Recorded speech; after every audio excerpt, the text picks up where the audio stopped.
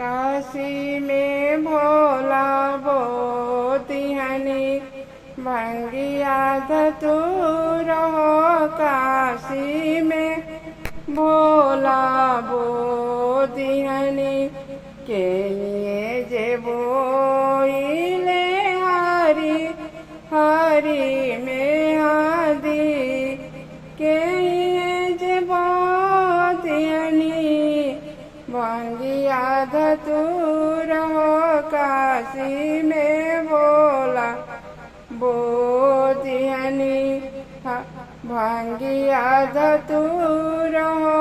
काशी में भोला बोतिहनी गौरा जे रोपेली हरि हरि में आदि शंकर जी रोप दिहनी भंगिया धतूर हो।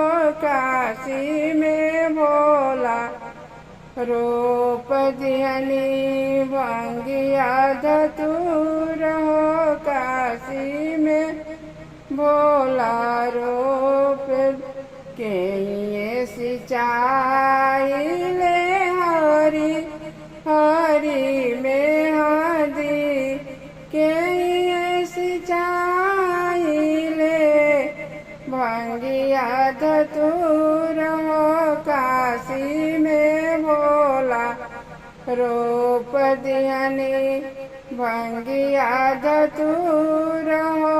काशी में भोला रोप दिहनी गौरा सिंचावेली हरि हरि में आदि शंकर सिंचाई ले शंकर जी सिंचाई ले भंगिया धतूर हो।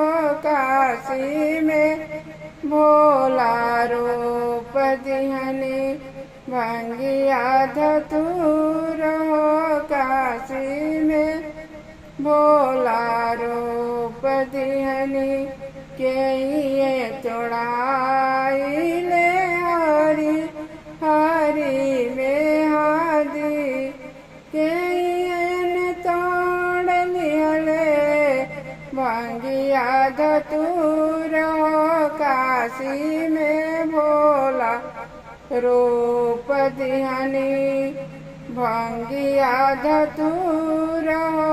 काशी में भोला रोप दिहनी गौरा तुड़ावेली हरि हरि में आदि शंकर जी तोड़ लिहनी भंगिया धतूर हो।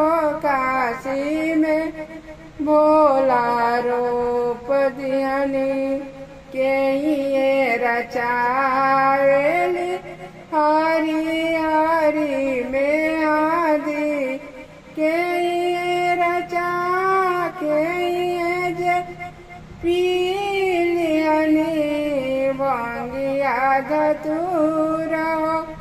काशी में भोला बोतिहनी भंगिया धतूर हो। गौरा रचावेली हरि हरि में आदि शंकर जी पी लिहनी भंगिया धतूर हो। काशी में भोला रोप दिहनी भंगिया धतूर हो। काशी में भोला रो